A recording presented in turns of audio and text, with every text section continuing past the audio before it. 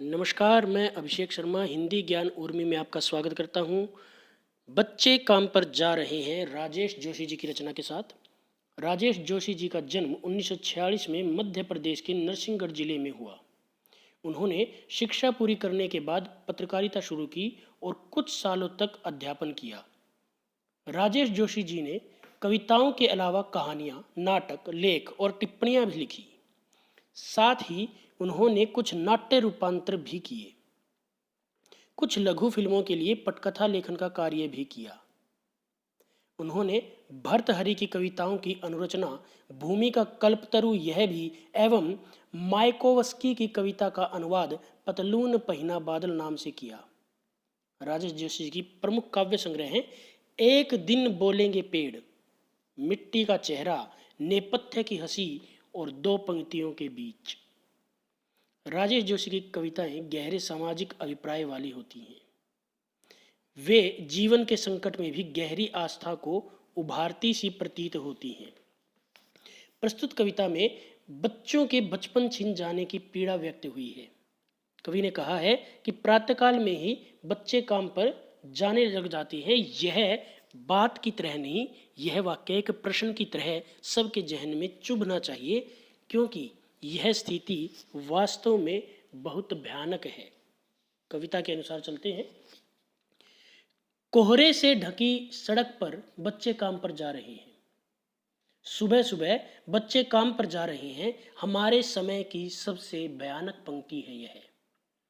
कवि कहता है कि सुबह सुबह सर्दियों के दिन सड़कें कोहरों से ढकी हुई हैं और उस समय छोटे बच्चे काम पर जा रहे हैं। कवि पुनः जोर देते हुए कहता है कि बच्चे काम पर जा रहे हैं, यह गंभीर बात है और यह केवल बात नहीं, हमारे समय की, वर्तमान समय की यह एक भयानक पंक्ति है, गंभीर समस्या है।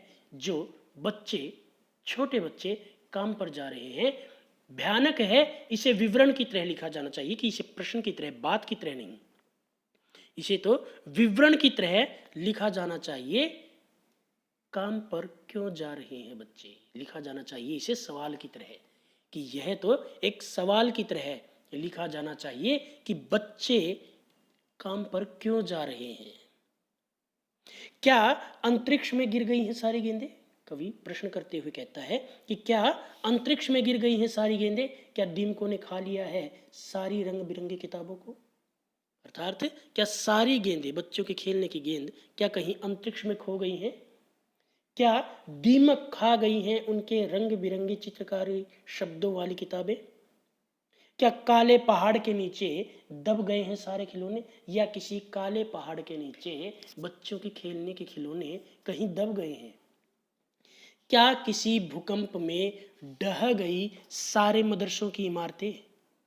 कवि फिर से पूछता है कि बच्चे जहां पढ़ने जाते थे, क्या वो विद्यालयों की इमारतें कहीं भूकंप में ढह गई, समाप्त हो गई, खत्म हो गई? क्या सारे मैदान, सारे बगीचे और घरों के आंगन खत्म हो गए एकाएक? कवि फिर से पूछता है कि बच्चों के खेलने के क्या सारे मैदान, बगीचे, यहाँ तक कि घरों के आंगन भी क्या अचानक से सब खत्म हो गए?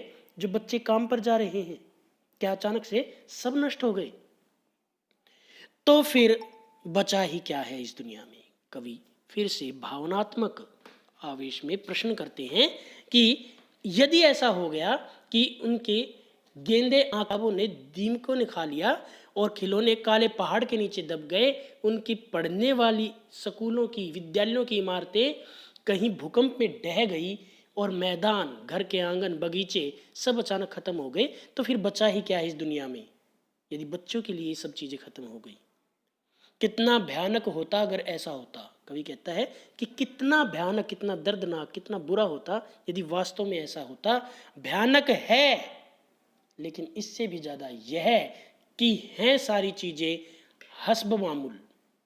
कवि जोर देते हुए कहता है कि अगर वैसा होता, सब खत्म हो गया होता, तो वो भयानक होता, लेकिन अब इससे भी अधिक भयानक ये है कि हैं सारी चीजें हस्ब मामूल। हस्ब मामूल अर्थात वैसी की वैसी, ज्यों की तो, यथावत।